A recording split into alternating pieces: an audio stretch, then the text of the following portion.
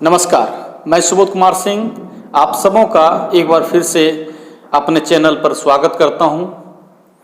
आज एक बिल्कुल नए टॉपिक के साथ आप सबों के समक्ष उपस्थित हूं। टॉपिक का नाम आप देख सकते हैं, केंद्रीय प्रवृत्ति के माप, मेजर्स ऑफ सेंट्रल टेंडेंसी।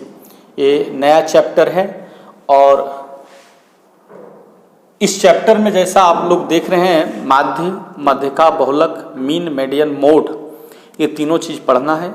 हालांकि दो और है इसमें, एक गुणोत्तर माध्य और एक हरात्मक माध्य। गुणोत्तर माध्य यानी ज्योमेट्रिक मीन और हरात्मक माध्य यानी कि हार्मोनिक मीन। वो दोनों एग्जामिनेशन पॉइंट ऑफ व्यू से ज़्यादा मायने नहीं रखता है, उससे क्वेश्चन नहीं आता है, इसलिए उस पर चर्चा करना मुनासिब नहीं होगा। हम लोग को मुख्य रूप से पढ़ना है माध्य, माध्यिका, बहुलक। अब जैसा कि ये चैप्टर आप लोग देख रहे हैं और इसके अंतर्गत ये जो तीनों टॉपिक देख रहे हैं, माध्य, माध्यिका, बहुलक, तो आप लोगों को ये लग रहा होगा कि आखिर ये किस क्लास के लिए वीडियो है, क्योंकि 9 में भी है, 10 में भी है। लेकिन 9 और 10 की जब हम बात करते हैं तो ये मैथ में आता है, लेकिन जब हम क्लास 11 की बात करेंगे तो ये इकोनॉमिक्स में आता है। तो मेरे आज के वीडियो से जो 9 या 10 के स्टूडेंट होंगे मैथ वाले, वो तो लाभ उठाएंगे ही, साथ ही साथ क्लास 11 के जो स्टूडेंट हैं उनको भी फायदा होगा। हाँ, 9 और 11 में एक समानता ये है कि दोनों में ऑब्जेक्टिव क्वेश्चन आता है, जबकि क्लास 10 में सब्जेक्टिव आता है। तो ऑब्जेक्टिव में क्या होता है कि आपको थोड़ा सा कंसेप्ट अगर आपका क्लियर रहता है तो छोटा छोटा क्वेश्चन रहेगा और उसमें सॉल्व करने में ज़्यादा टाइम नहीं लगता है, और 4 ऑप्शन में कोई एक ऑप्शन को टिक मारना होता है तो बहुत आसान होता है। लेकिन क्लास 10 में आपको स्टेप बाय स्टेप आपको प्रॉब्लम को सॉल्व करना पड़ता है, तब जाकर के आपको आंसर लाना होता है और उस पर मार्क्स बिठता है। तो मेरे यहाँ कहने का मतलब है कि चाहे ऑब्जेक्टिव हो या सब्जेक्टिव हो, जब तक आपका किसी भी टॉपिक के बारे में कंसेप्ट क्लियर नहीं रहेगा, कोई विशेष फायदा नहीं होगा। तो सब कोई, चाहे वो 9, 10 के स्टूडेंट हो या 11 के स्टूडेंट हो, पूरे वीडियो को अच्छी तरह से वॉच कीजिएगा। हालांकि आज के वीडियो में तीनों चीज़ तो संभव नहीं है, कई वीडियो लगेंगे, लेकिन बने रहिए, हर वीडियो को देखिए और हर वीडियो का आपको अगर नोटिफिकेशन मिलता रहे तो इसके लिए आप लोग मेरे चैनल को सब्सक्राइब कर लीजिए, ताकि समय समय पर आपको जब भी मैं वीडियो अपलोड करूं तो आपको इसका नोटिफिकेशन मिल जाए। जैसा कि माध्य, माध्यिका और बहुलक ये केंद्रीय प्रवृत्ति के अंतर्गत आता है, लेकिन इसके पहले एक क्वेश्चन आप लोग के दिमाग में उठना चाहिए कि ये केंद्रीय प्रवृत्ति होता क्या है। एक्चुअली केंद्रीय जो शब्द लिखा हुआ है, केंद्रीय का मतलब क्या होगा? बीज। केंद्रीय का मतलब क्या हो जाएगा? एक तरह से बीज, नहीं, बीज का वैल्यू। तो बीज के वैल्यू के बारे में बात हो रहा है, और ये जो माध्य, माध्यिका, बहुलक होता है, ये भी एक तरह से बीज के वैल्यू को ही बताता है, सेंटर वैल्यू को ही बताता है। कैसे बताता है सेंटर वैल्यू को? जैसे एक एग्जांपल देख लीजिए कि मान लेते हैं कि रोहित शर्मा T20 मैच का बात कर रहे हैं, इधर विराट कोहली की बात कर रहे हैं।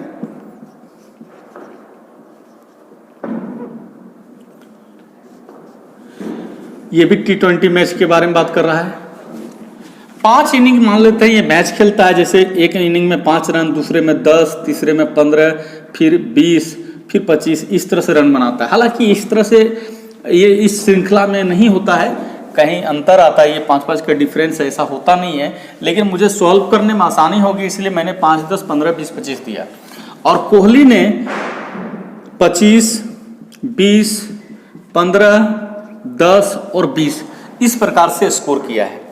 तो अब अगर देखा जाए कि वो कौन सा वैल्यू है जो इसके रन का बीच का वैल्यू है और इसके रन का बीच का वैल्यू है, जो बीच का वैल्यू होगा वही क्या कहलाएगा? केंद्रीय, यानी कि बीज, सेंट्रल टेंडेंसी, केंद्रीय प्रवृत्ति। और इसमें आप माध्य का भी सहारा ले सकते हैं, माध्यिका का भी सहारा ले सकते हैं। और उसी के आधार पर हम ये पूरे श्रेणी का, यानी ये जो श्रेणी है या इसके द्वारा खड़ा किए हुए रनों की जो संख्या है और इसके द्वारा जो खड़ा किए हुए रनों की संख्या है, इन दोनों के रनों का हम सही ढंग से विश्लेषण कर पाएंगे कि आखिर इसके रन बनाने का क्या स्पीड है या इसका क्या परफॉर्मेंस कैसा है, इसका भी और इसका भी। वो कौन सा वैल्यू बताएगा? जो हमारा सेंट्रल वैल्यू आएगा, सेंट्रल वैल्यू, जो बीच का वैल्यू आएगा वही बताएगा। तो इसके सेंट्रल वैल्यू निकालने के लिए या तो हम माध्य निकालेंगे या तो माध्यिका निकालेंगे। बहुलक से भी आता है, लेकिन बहुलक का एक थोड़ा सा अलग खेल है, उसको बाद में देखेंगे। अब इसके बीच के वैल्यू को अगर निकालना चाहते हैं तो बीच का वैल्यू एक तरह से होता है औसत। बीच का वैल्यू एक तरह से क्या होता है? औसत। औसत यानी कि एवरेज, और जो एवरेज है उसी को हम माध्य भी कह रहे हैं। तो यहां पर इसका अगर बीच का वैल्यू निकालना चाहते हैं यानी औसत निकालना चाहता है तो mean equal to sigma x बटे एन होता है, ये फार्मूला है। और सिग्मा एक्स का मतलब ये जो रन बनाया है वो सिग्मा एक्स है। तो इन सबों को जब जोड़िएगा 5, 10, 15, 20, 25 यानी कि ये 75 आएगा। और नंबर ऑफ मैच 1, 2, 3, 4, 5 यानी 5 मैच यानी कि ये 15। इसका जो औसत आया है वो कितना आया है? 15 आया है। यानी कि इसका सेंट्रल वैल्यू कितना आया है? 15 आया है। ये तो आपका रोहित शर्मा का निकला। अगर इसके बारे में बात करें तो सिग्मा एक्स बटे एन, यानी कि सबको प्लस कीजिए, 45, 60, 70, 90, ये 90 हो जाता है बटे 5। इसका कितना आ गया? 18। अब इसका सेंट्रल वैल्यू 15 आया, इसका सेंट्रल वैल्यू क्या आया? 18 आया। अब इसके हिसाब से हम ये इसके इस श्रृंखला का और इसके श्रृंखला का आकलन हम कर पाएंगे। और श्रृंखला का आकलन करने में हम जो इसका सहारा लेंगे तो हमको क्या पता चला कि इसका बीच वैल्यू 15 है, इसका बीच का वैल्यू 18 है, यानी कि इसमें ज्यादा रन है और इसमें कम रन है। और परफॉर्मेंस भी पता चल रहा है कि इसका जो परफॉर्मेंस है बेहतर है, क्योंकि इसके बीच का वैल्यू 18 आ रहा है, इसके बीच का वैल्यू 15 आ रहा है, इसका औसत 18 है और इसका औसत क्या है? 15 है। ये ज्यादा मात्रा में भी हो सकता था, 100 मैच के बारे में रन दिया हुआ रहता है, यहाँ भी 100 मैच के बारे में रन दिया होता है, या ये 200 मैच के में दिया हुआ रहता है, ये 300 मैच का रन यहाँ दिया रहता। तो वैसी स्थिति में भी इसी तरह से हम बीच का वैल्यू निकाल करके पता कर पाएंगे कि आखिर इधर का परफॉर्मेंस अच्छा है या इधर का परफॉर्मेंस अच्छा है। तो इस तरह से जांचने के लिए हम क्या इस्तेमाल करते हैं? केंद्रीय प्रवृत्ति का और उसमें माध्यिका। अब कहिएगा माध्यिका से कैसे होगा? तो माध्यिका से भी हो सकता है। अगर हम मीडियन निकालना चाहें, इसका फॉर्मूला होता है n+1/2। अब यहाँ n+1/2, तो जैसे अभी n का वैल्यू कितना रखे? 5, यानी कि n है इसमें 5। n कितना है? 5 + 1/2, ये फॉर्मूला है। यानी कि 6/2 यानी कि 3। कितना है? 3। कहेगा 3 तो इसमें नहीं है, नहीं, ये पोजीशन बता रहा है, थर्ड पोजीशन पर कौन है। यानी कि इसका सीरियल नंबर अगर डाला जाए तो 1 number, 2 number, 3 number, 4 number, 5 number, यानी 3 आया है, यानी थर्ड पोजीशन पर कौन है? तो थर्ड पोजीशन पर 15 है, यानी देयरफॉर इसका जो मीडियन निकलेगा वो कितना निकलेगा? 15। बीच का वैल्यू कितना निकला? 15। उसी प्रकार इसका भी करना होता है। इसमें भी अगर करेंगे तो m = n+1/2 यानी 6/2 यानी 3। तो इसका होगा 1 नंबर। देखिए ये इसमें गड़बड़ाएगा आपका। इसके लिए आपको क्या करना चाहिए? ध्यान दीजिएगा, इसमें आपको क्या कर लेना है? जो छोटा से बड़ा करना है। जैसे इसमें तो छोटा से बड़ा था ही, 5, 10, 15, 20, 25, ये छोटा से बड़ा था ही, असेंडिंग ऑर्डर में था ही, यानी आरोही क्रम में था ही। इसको भी उसी तरह से करना होगा। यानी सबसे छोटा कौन है? 10, उसके बाद कौन है? 15, फिर कौन है? 20, फिर दोबारा 20, फिर कितना हुआ? 25। ये आया। तो इसका सीरियल नंबर देखा जाए, यानी कि 1 नंबर पर ये है, 2 नंबर पर ये है, 3rd पर ये है, 4 पर ये है, 5 पर ये है। फॉर्मूला के हिसाब से अगर चलें,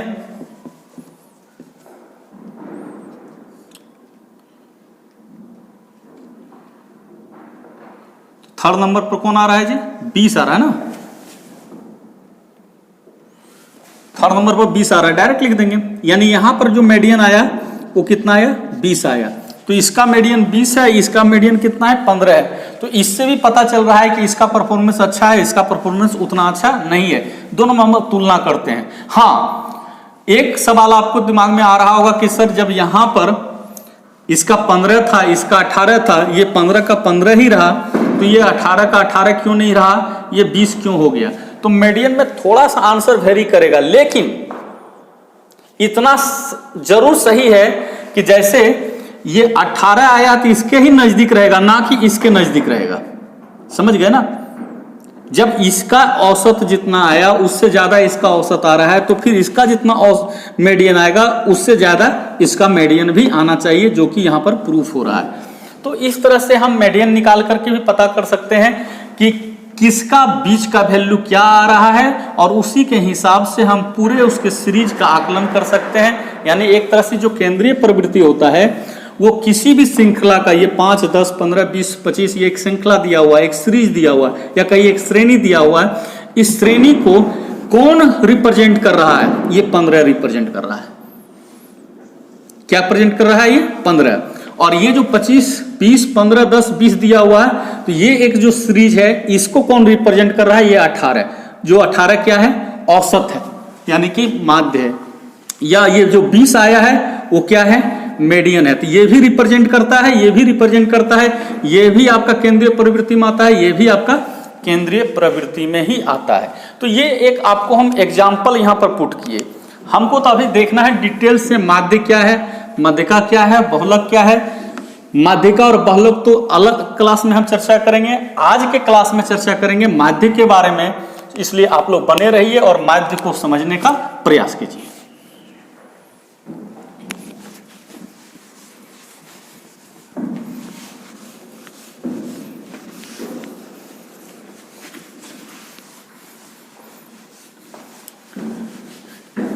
एक चीज और, माध्य को समझने से पहले थोड़ा सा जो सवाल आएगा कोई भी माध्य निकालने का, या माध्यिका निकालने का, या बहुलक निकालने का, तो कभी कभार आप देखिएगा क्या x का वैल्यू दिया हुआ है 5, 10, 15, 20, 25 ऐसे दिया हुआ है। ऐसा अगर है, इस प्रकार से दिया हुआ है, तो इसको हम कहते हैं व्यक्तिगत श्रेणी। व्यक्तिगत श्रेणी हो गया ये, ठीक है। इंग्लिश में इंडिविजुअल सीरीज। ये किस सीरीज में है? इंडिविजुअल सीरीज में है। कभी कभार क्या होगा, x का वैल्यू दिया हुआ रहेगा 5, 10, 15, 20, 25 ऐसे दिया रहेगा। इसमें फ्रीक्वेंसी भी रहेगा, यानी आवृत्ति, जिसमें कि 2, 3, 4, 3, 2 ऐसे कुछ रह सकता है। अगर ऐसा है तो इस तरह के सीरीज को हम कहते हैं खंडित श्रृंखला। क्या कहते हैं? खंडित श्रृंखला, डिस्क्रीट सीरीज।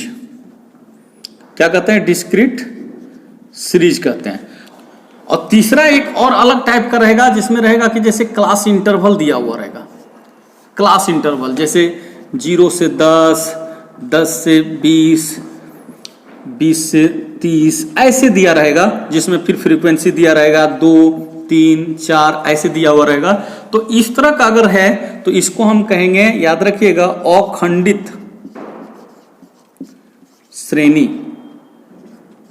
अखंडित श्रेणी, श्रेणी कहिए या श्रृंखला कहिए, इसमें कोई अंतर नहीं है, ठीक है। श्रेणी श्रृंखला एक ही होता है। ये अखंडित श्रेणी है, इंग्लिश में कंटिन्यूअस सीरीज। ये क्या हो गया? Continuous series. तो ये व्यक्तिगत श्रेणी में क्या होता है, खाली x का वैल्यू रहता है, फ्रीक्वेंसी नहीं रहता है। अगर रहेगा भी तो छुपा हुआ रहेगा। जैसे 5 वन टाइम ही है, 10 भी वन टाइम ही है, ये भी वन टाइम, तो कोई मतलब नहीं रह जाता इसमें f देने का, समझ गए? इसलिए इसमें f छुटा हुआ रहता है। लेकिन यहां पर 5 के जगह हम फ्रीक्वेंसी 2 दिए हैं, तो इसका मतलब है 5 2 टाइम्स आया, 10 3 टाइम्स आया। यानी कि अगर इसी को फिर हम व्यक्तिगत श्रेणी में कन्वर्ट करें तो रहता क्या? 5 5, 10 10, 3 बार है तो 3 बार 10 रहता है। 15 कितना बार है? 4 बार है, तो 15 15 15 15 ऐसे करके रहेगा आपका दिया हुआ। तो इसका मतलब है कि ये अब फिर क्या हो गया? इंडिविजुअल सीरीज ही हो गया, व्यक्तिगत श्रेणी ही हो गया। लेकिन पुनः फिर इसको अगर हम खंडित श्रृंखला में यानी खंडित श्रेणी में कन्वर्ट करें तो फिर आपको 5 लिख करके जितना बार है 1 2 बार है तो इसलिए इसके सामने फ्रीक्वेंसी 2 देना है। फिर 10 लिख देंगे और 10 कितना बार है 1 2 3 तो 3 दे देना है। इस तरह से एक व्यक्तिगत श्रेणी होता है, एक खंडित श्रेणी होता है और एक क्या होता है अखंडित श्रेणी होता है। तीनों श्रेणी से आपको माध्य, माध्यिका और बहुलक निकालने के लिए आ सकता है। इसलिए आप लोग ध्यान में रखिएगा कि व्यक्तिगत श्रेणी है तो वहां पर हमको माध्य निकालने का या माध्यिका निकालने का या बहुलक निकालने का कौन सा फॉर्मूला इस्तेमाल करना है, या खंडित श्रेणी है या खंडित श्रृंखला है तो उसमें माध्य, माध्यिका, बहुलक का क्या फॉर्मूला होगा, या अखंडित श्रेणी है तो उसमें माध्य, माध्यिका, बहुलक का क्या फॉर्मूला होगा, ये थोड़ा सा आप लोग को दिमाग में रखना है। ठीक है, अब देखते हैं एक एक करके माध्य निकालेंगे पहले व्यक्तिगत श्रेणी में। ठीक है, इसमें 3 मेथड होगा माध्य निकालने का। फिर खंडित श्रेणी से भी माध्य निकालने सीखेंगे और खंडित श्रेणी से भी माध्य निकालने के लिए सीखेंगे। आज के वीडियो में केवल माध्य के लिए जानना है, माध्यिका और बहुलक को नेक्स्ट क्लास के लिए छोड़ देंगे।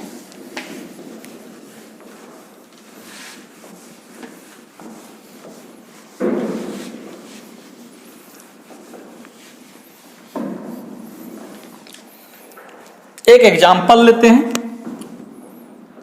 जैसे अंक ले लेते हैं, नंबर। कोई विद्यार्थी है वो 5 पेपर का एग्जाम देता है, या 5 पेपर का एग्जाम देता है, उसका टेस्ट लिया जाता है तो उसमें वो किसी पेपर में 5 नंबर लाता है, किसी में 10 लाता है, किसी में 15 लाता है, किसी में 20 लाता है और किसी में 25 लाता है। ठीक, ये जो अंक लाया है इसी को हम x से रिप्रेजेंट करेंगे। क्लियर?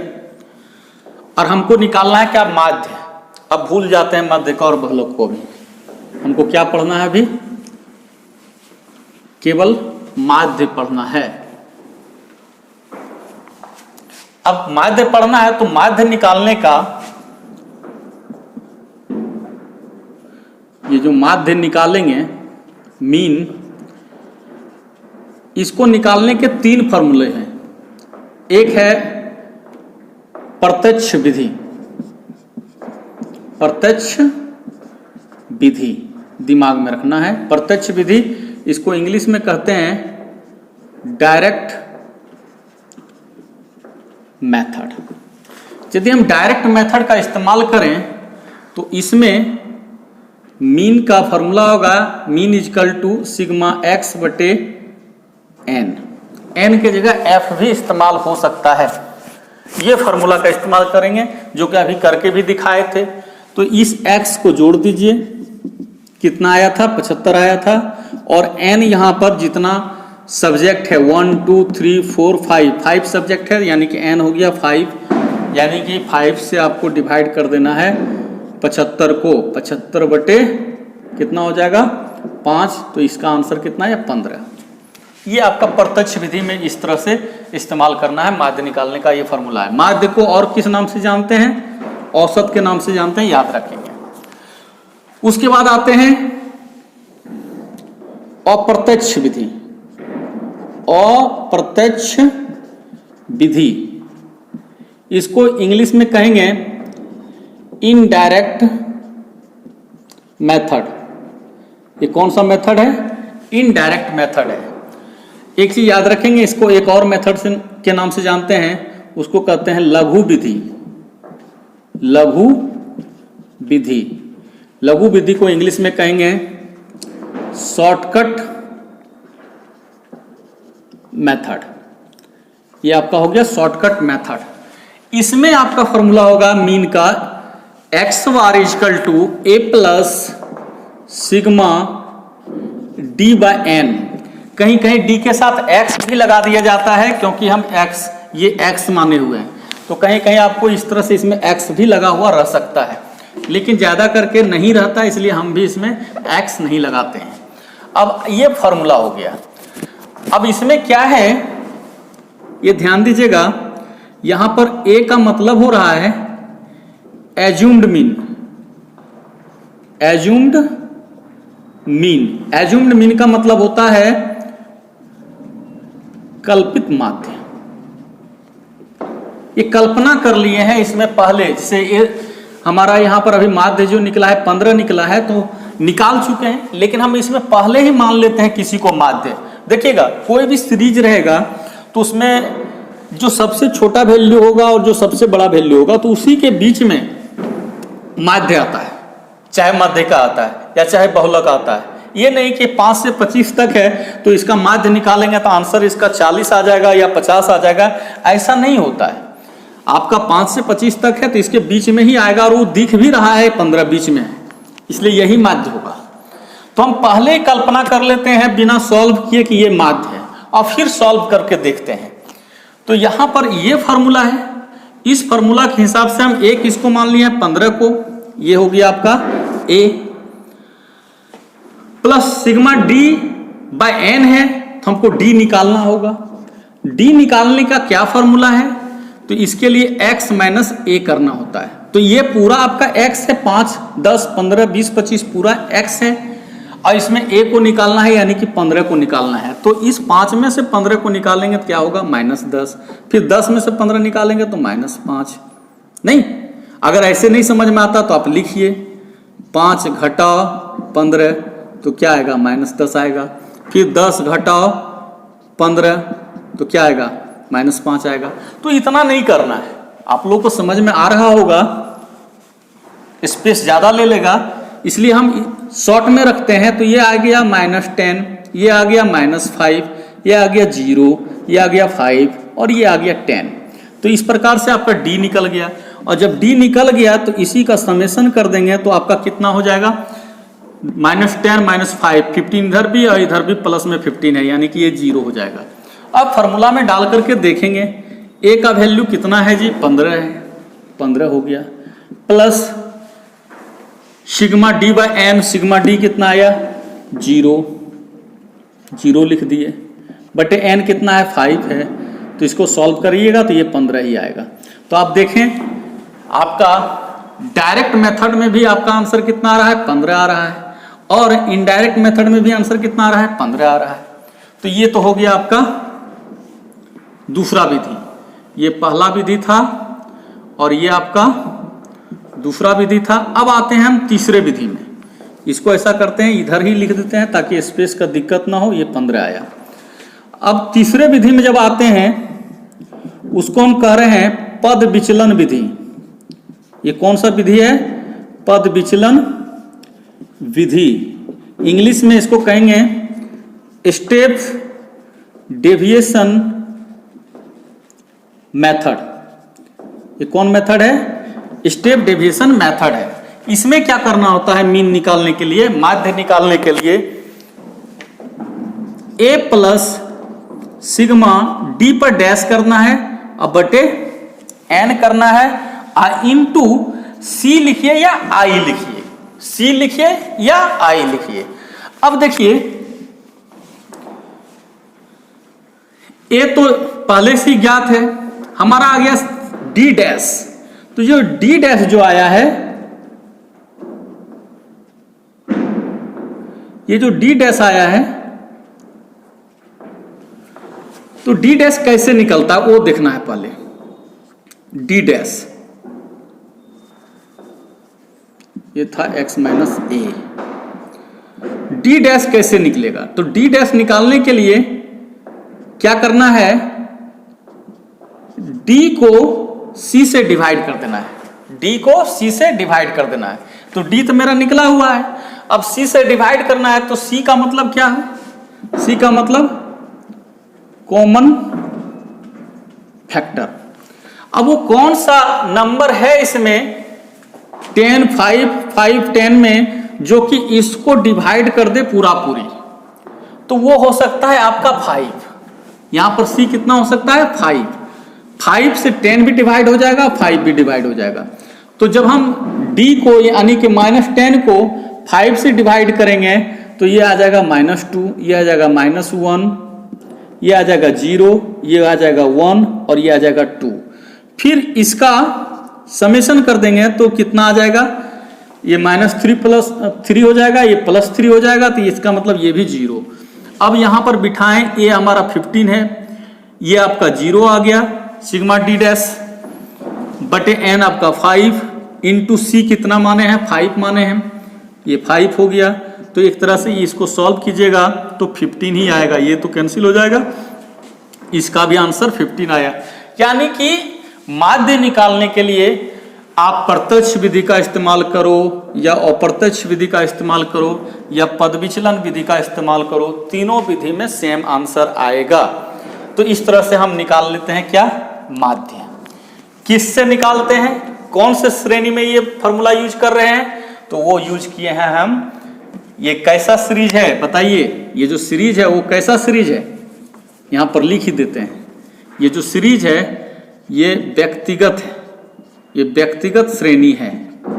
कैसा श्रेणी है, इस तरह खाली x का जो वैल्यू दिया हुआ है ये व्यक्तिगत श्रेणी है, यानी कि इंडिविजुअल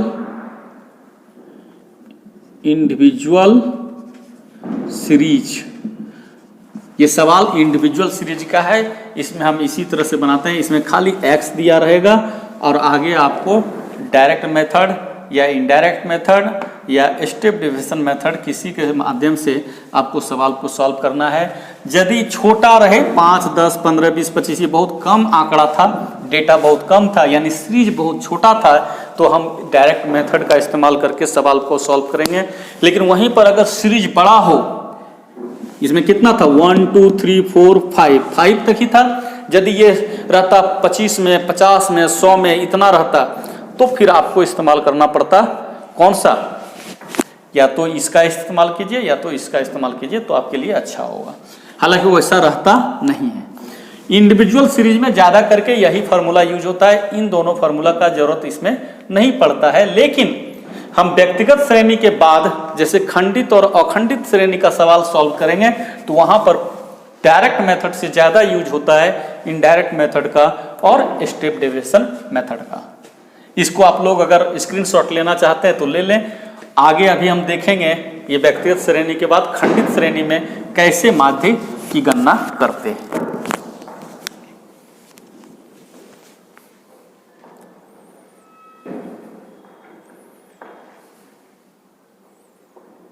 चलिए, आप लोग देख लिए होंगे, अब इसको मिटाते हैं।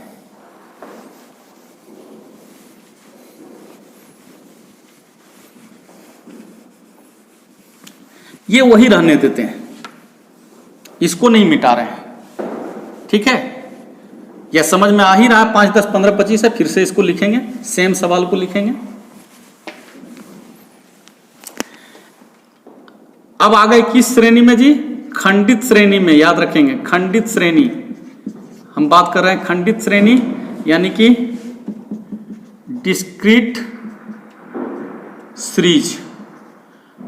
डिस्क्रीट सीरीज की बात कर रहे हैं। इसमें आपका जैसे x का वैल्यू 5, 10, 15, 20, 25 ऐसे दिया हुआ है और इसमें आपका फ्रीक्वेंसी भी रहेगा यानी आवर्ती भी रहेगा, वो कुछ भी हो सकता है। मान लेते हैं 2 है, 3 है और इसमें आप फ्रीक्वेंसी ले लेते हैं यानी आवर्ती ले लेते हैं। आवृत्ति में आप कुछ भी मान के चल सकते हैं, जैसे अगर मान लें इसको हम 2, फिर 3, फिर 4, फिर 4 और 3, तो कितना हो जाता है जी, 4, 4, 8, 8, 3, 11, 11 और 3, 14, 15। तो इसको ऐसा करते हैं, 3 था, इसको भी 3 ही कर देते हैं और इसको 2 कर देते हैं। अब कितना हो जाएगा, 3, 2, 5, 5, 4, 9, 9, 3, 12, 2, 14, तो 3 ही रहने देते हैं। अब ये हो जाएगा आपका n, इसमें 15 हो जाएगा। जो f था वही अब यहाँ पर n का काम करेगा। इसका मतलब क्या है कि 5 2 बार है, अगर व्यक्तिगत श्रेणी में जाएंगे तो 5 5 ऐसे लिखेंगे, 10 3 बार है तो फिर 10 10 10 ऐसे लिखेंगे। तो इतना नहीं लिख करके क्या किया है, 5 2 बार है तो यहाँ पर 2 लिख दिया गया है, 10 3 बार है तो 10 इधर दे करके इधर फ्रीक्वेंसी 3 दे दिया गया है। उसी तरह से 15 जो रहता है 4 बार, 15 15 15 15 15 करके, तो इसको क्या किया है, 15 4 बार लिख दिया है। डिस्क्रीट सीरीज में यही किया गया है, यानी कि व्यक्तिगत श्रेणी को छोटा करने के लिए डिस्क्रीट सीरीज का इस्तेमाल किया गया है। तो ये आपका क्या है, फ्रीक्वेंसी है, दिमाग में रखेंगे। अब इसमें अगर हम डायरेक्ट मेथड में चलें, जब फ्रीक्वेंसी नहीं रहता, खाली x रहता, तो हम फॉर्मूला यूज क्या कर रहे थे, सिग्मा x बटे n, लेकिन यहां पर हमारा क्या है, फ्रीक्वेंसी दिया हुआ है, तो इसलिए इसमें x के साथ f भी लग जाएगा। अब फॉर्मूला हो जाएगा fx। क्या हो जाएगा, fx। तो यहां इसमें आपको fx निकालना होगा। तो fx जब निकालिएगा तो कैसे निकालिएगा, 5 दूना 10, 10 तिहाई 30, 15 चौका 60, 20 तिया 60 और 25 तिया 75, ये आया। और इसका सिग्मा डी नहीं होगा, fx होगा, सिग्मा fx, यानी चूंकि fx है तो इसको जोड़िएगा, सिग्मा fx होगा, इसको जोड़िए, 5 का 5, फिर हो जाएगा आपका 7 और 6, 6 दूना 12, 1 13, 13 6 19, 19 और 3 22, 22 और 1 23, 235 ये fx आया। एक बार फिर से देख लीजिए, 10 और 30 40, 40 और 60 100, 100 और 60 160, 160 में 75 जोड़ेंगे तो कितना हो जाएगा, 160 और 75 जोड़िए, बढ़िया से कैलकुलेशन गड़बड़ नहीं होना चाहिए, ठीक है। तो ये होगा आपका 235, क्योंकि एक बार देखिए कैलकुलेशन गड़बड़ रहेगा तो हमेशा वही चलता चला जाएगा। ये 235 आया। हम फार्मूला में आ जाएंगे डायरेक्ट। यहाँ पर fx कितना आ गया, 235। तो अब यहाँ पर हमको लिखना पड़ेगा 235 और n अब लिखना होगा 15। ये नहीं कि 1 2 3 4 5 ये n होगा, नहीं, 5 2 बार है, 10 3 बार है, इसलिए अब इसको जोड़ना है। तो n यहाँ पर कितना है, 15। अब 15 से भाग दीजिए 235 को, कितना होगा देख लीजिएगा, थोड़ा सा हम कैलकुलेशन करते हैं, गलत भी हो सकता है। 15 एकाही 15, ठीक है। तो 23 में 15 गया तो बचा 8, 8 पर 5 85, तो 15 पचे 75, बचा 10, 10 पर 0 बिठाएंगे, 15 छक्का 90, यानी 15.6 आ रहा है। ये हो गया इसका एवरेज। कौन मेथड में, डायरेक्ट मेथड में, ध्यान रखिएगा। और यदि हम आए इस मेथड में, इनडायरेक्ट मेथड में, तो अगर इनडायरेक्ट मेथड में आए तो कैसे बनाएंगे। तो इनडायरेक्ट मेथड में क्या है, a plus sigma dx by n है, ये यूज हुआ है। लेकिन अब हमारा यहाँ चूंकि फ्रीक्वेंसी है इसलिए इसमें भी f लगेगा, ध्यान रहे। हम यहाँ पर रेड से हम करके आपको दिखा देते हैं। यहाँ पर क्या लगाइएगा, f लगाइएगा, यानी a plus sigma fd by n हो जाएगा। तो अब आपको क्या करना है, यहाँ पर सबसे पहले d निकालना है। d निकालिएगा तो कैसे निकालिएगा, तो d निकालने के लिए x माइनस ए करना है।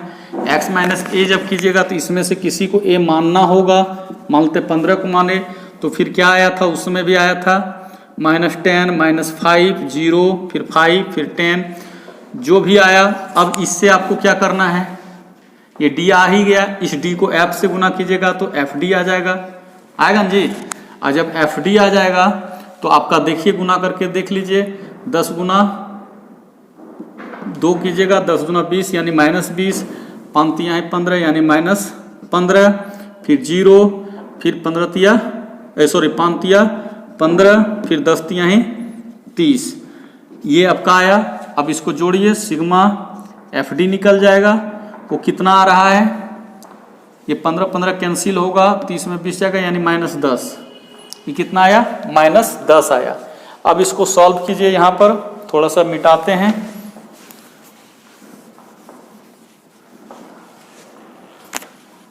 ए आपका कितना था, 15 था, fd कितना आया है, 10 आया है, बटे n कितना है, n आपका 15 है। अब बताइए 10 को 15 से भाग दीजिएगा तो कितना आएगा, जोड़ करके देखिए, कैलकुलेट करके देखिए, वही आएगा सेम जो इस तरह इसमें आ रहा था, 15.6 आएगा। क्योंकि इसको डिवाइड कीजिएगा तो 0.6 तो आएगा ही नहीं, 0.6 15 में ऐड कीजिएगा तो 15.6 आएगा। तो इस तरह से आपका अप्रत्यक्ष विधि में बनेगा। अगर हम तीसरे में आते हैं पद विचलन विधि में, तो इसमें क्या होगा, यहाँ पर भी आपको वही करना है। ये जो इसमें f छूटा हुआ है इसमें भी आपको f लगा देना है। अब जब f लगा दिए तो एक तरह से जो हम अभी d निकाले थे, पहले d डैक्स निकालना होगा, डी डैश निकालना होगा। डी डैश निकालने के लिए क्या करेंगे, डी बाई सी करना होगा। डी बाई सी कीजिएगा, यानी कि सी आप इसमें 5 मान लीजिए, क्योंकि 5 से ही पूरा डिवाइड होगा, तो सी 5 हो गया, यानी कि 10 को डिवाइड कीजिएगा, -2 आएगा, फिर -1 आएगा, 0 आएगा, 1 आएगा, 2 आएगा। और फिर इस डी डैश को आपको गुना करना है किससे, एफ से। तो जब एफ से गुना कीजिएगा तो एफ कितना है, 2 है, ये 2 है, तो ये -4 हो जाएगा, ये फिर -3 हो जाएगा, ये फिर 0 हो जाएगा, फिर 3 × 1 कीजिएगा 3 आ जाएगा, फिर 3 × 2 कीजिएगा तो 3 2 जा 6 आ जाएगा, प्लस कीजिए इसका तो सिग्मा एफ डी डैश निकल जाएगा आपका। 3 माइनस में है, +3 कैंसिल, फिर 6 है, ये -4 है, यानी कि ये 2 आएगा। अब यहाँ फार्मूला में आप डालिए, 15 तो ठीक ही है, लेकिन एफ डी डैश कितना आया है, 2 आया, तो 0 की जगह आप 2 कर दीजिए, ठीक है। और नीचे n है, n आपका कितना है, 15 है, तो यहाँ पर आप 15 दीजिए, इंटू सी, सी कितना माने हैं, 5 माने थे, तो 3 बार में ये जाएगा जी। फिर आप डिवाइड कीजिएगा 2 को 3 से, तो कितना आएगा, 0.6 ही आएगा। अगर डिवाइड कीजिएगा 0.6 ही आएगा, तो इसका मतलब है कि इस 15 में 0.6 प्लस होगा तो 15.6 आ जाएगा। यानी कि इस तरह से तीसरे विधि से, यानी स्टेप डेविएशन मेथड से भी हम निकाले, हर विधि में सेम आंसर आएगा, किसी में डिफरेंस नहीं आएगा। इसमें भी 15.6, इसमें भी 15.6 और इसमें भी 15.6। ये था आपका खंडित श्रेणी। तो 2 श्रेणी हो गया, एक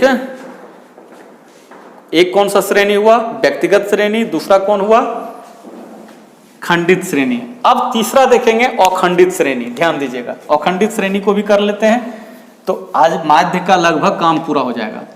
अखंडित श्रेणी में क्या आता है, इसको मिटाते हैं। आप लोग को स्क्रीनशॉट लेना है तो ले लीजिए। अब देखिएगा, आप लोग के पास बुक होगा तो इस तरह का सवाल बना करके आप इसी फॉर्मूले पर, इसी आधार पर चलिएगा और बना करके देखिएगा आंसर सही आता है कि नहीं आता है। इसको मिटाते हैं।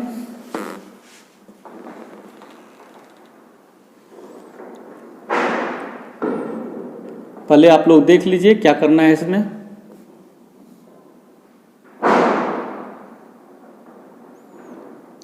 चलिए मिटाते हैं।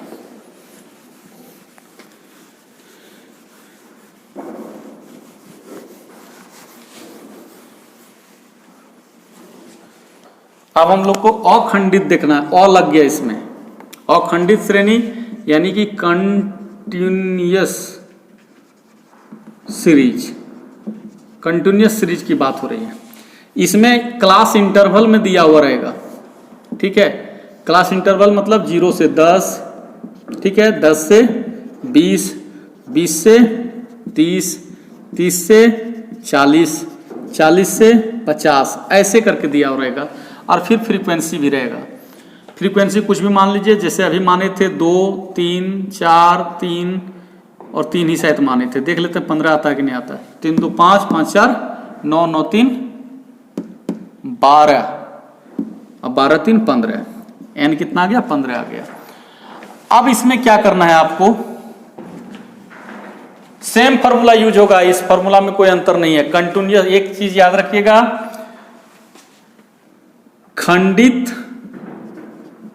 श्रेणी तथा अखंडित श्रेणी में माध्य निकालने के लिए समान सूत्र का प्रयोग होता है।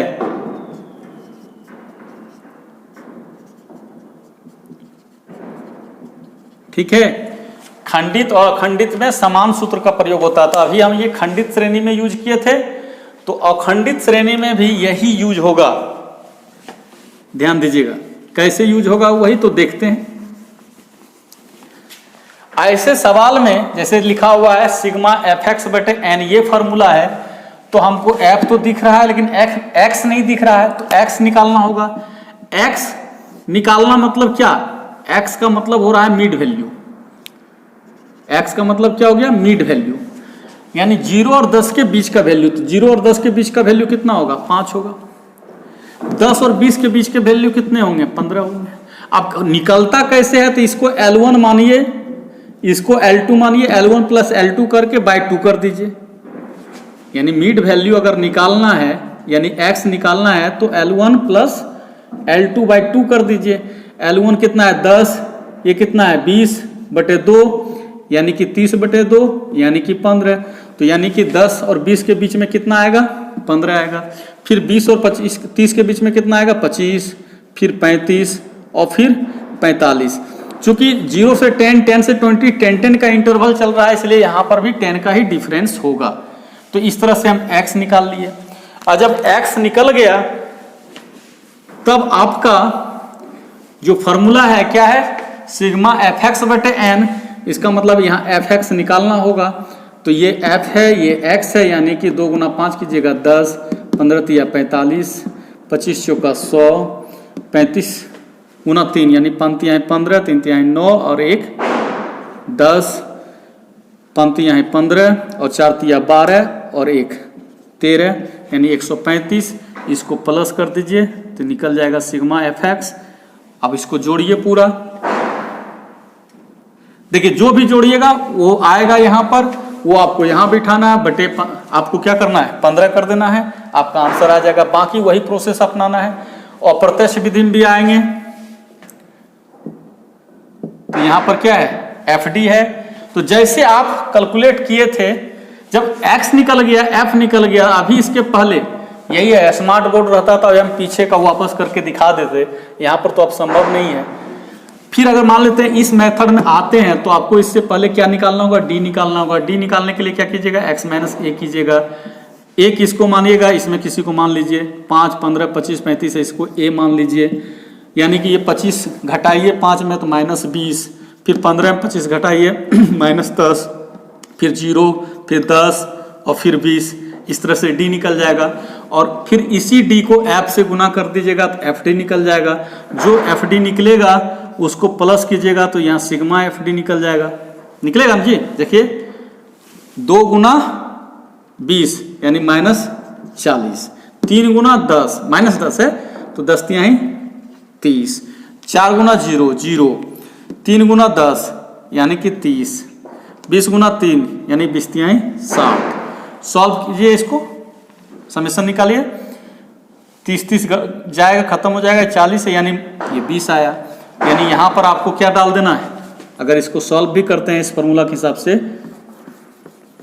हम कर ही के दिखा देते हैं।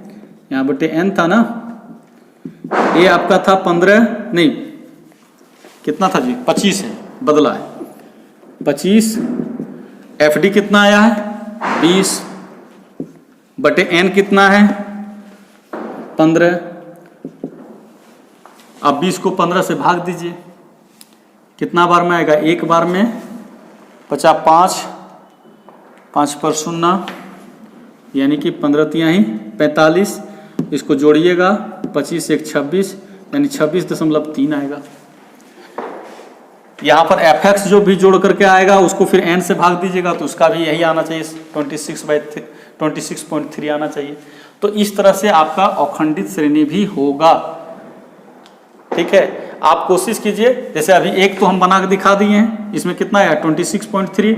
इस मेथड में भी आना चाहिए कितना? 26.3 आना चाहिए। और इस मेथड में भी आएंगे तो 26.3 आना चाहिए। करके आप लोग देख लीजिएगा। ये रहा आप लोग के लिए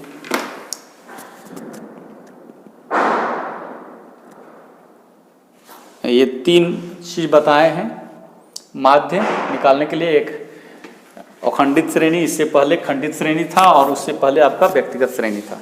शायद इधर कट गया है, इसको थोड़ा सा मूव कर देते हैं।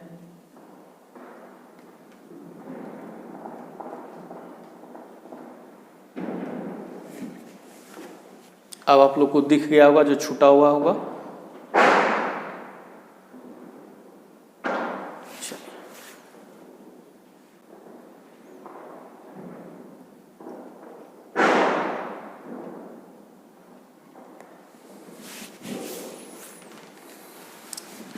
अगले क्लास में मिलेंगे तो आप लोग को इससे रिलेटेड कुछ डाउट होगा, अलग अलग सवाल होगा, उसको भी करवा करके देख लेंगे। अब हमको आज आज्ञा दीजिए, तब तक के लिए जय हिंद जय भारत।